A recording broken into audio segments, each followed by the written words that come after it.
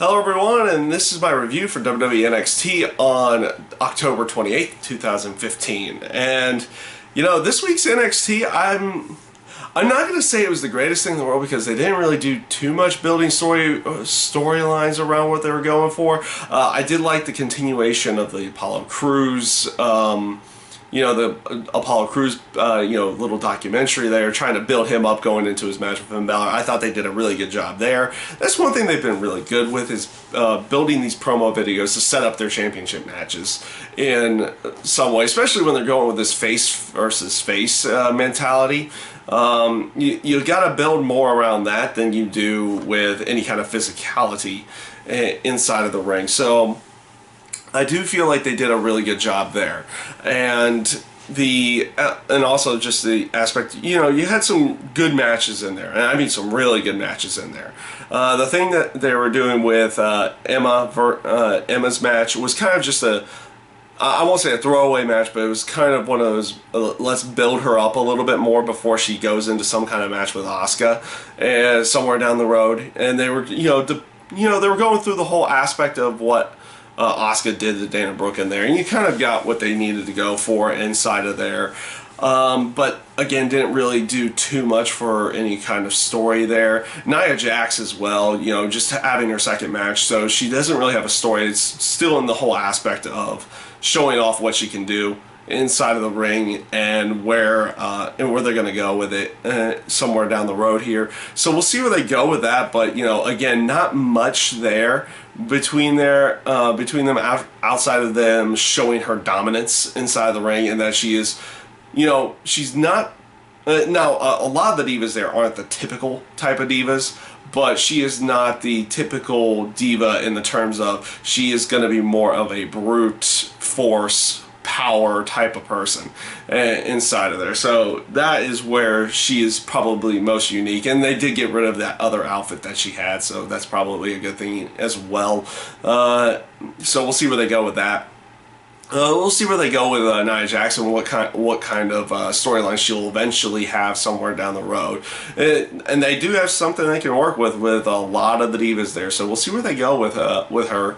You also had Alexa Bliss challenging Bayley to a 6-person tag match, and that that was just more to continually create their their build for an eventual title match with Alexa Bliss and Bayley somewhere down the road. So you did get some decent stuff in there as well. Another storyline element that they were going with, they were going to have Dawson and Wilder go out there and have a match with Enzo and Big Cass, but instead they attack both of them beforehand and actually take out Big Cass in the end, injuring his leg. So they're going to be playing up a leg injury for Big Cass, that he's going to be out for a little while. So they'll be going somewhere down the road there, and maybe this will be a way for Dawson and Wilder to go after the Von Villains for the tag team titles at this point, with them playing the storyline, or even if Big Cass actually did get an injury and needed time off, a way for them to get them to go after the tag team titles without necessarily having to beat Cass and Enzo, and maybe they have something down the road with that as well. Also, no storyline behind this, but they have nothing for Gable and Jordan, and also Ciampa and Gangardo, yes. That is I think that's how you say his name. They had nothing for those guys in the terms of story. So what did they do? They gave them 15 minutes and let them go out there and just tear the house down in a great tag team match. Let them go out there, show what they can do, let the fans get behind them in some way, shape, or form, and that is what they did. They did a phenomenal job here in their match, trying to convey some kind of story inside of the match, because you had no story between the two of them going into it, but they go out there and put on this phenomenal match. It was a lot of fun, the aspect of the near falls that they were going for. None of them really used their finishers, their tag team finishers in any way until the end, and that was what got the victory for Jordan and Gable. So again, I feel like they did a good job of building a story here within just the match itself.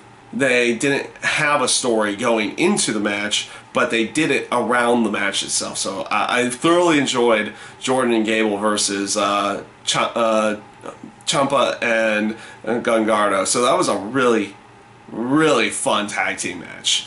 This leads into the main event of the night, which was Tyler Breeze and Samoa Joe. We know how they've been building up that story, and this was a good way of them going. I felt this match was a really good one and a good payoff to what they were going for. I liked the aspect of Tyler Breeze countering the Muscle Buster and everything like that, only to fall into the Coquina Clutch at the end. But they didn't like sell off Tyler Breeze as some kind of chump here. They let him go. Him and Joe kind of did a very good back and forth and make it feel like he's a full-on viable threat to Joe and everything in that aspect, but that Joe is still like this dominant force in some way, shape, or form. So I feel like they did a really good job there. So overall, this week's NXT, I feel like they didn't necessarily do too much storyline-wise. In some cases they did. They did get a lot in there within the entire hour this week. And we'll see where they go with everything. You have Apollo Crews and Finn Balor for the next week on NXT, and I expect something with Samoa Joe there in some way, shape, or form. Most people are still feeling that they are going for this Samoa Joe versus Finn Balor match at the NXT England show. So we'll see where they go with everything next week. I felt this week's NXT was good, was still relatively good. They might have missed off in some stories, some areas, and not really building too much storyline around it. Though you did get something with Cass and Enzo and Dawson and Wilder, and the match that you got from Gungardo and Ciampa and Jordan and Gable was just phenomenal. They did a great job with with the time that they were given out there. So overall, pretty good show this week for NXT. And yeah, that's everything. That's my review this week for WWE NXT, and I thank you guys for watching.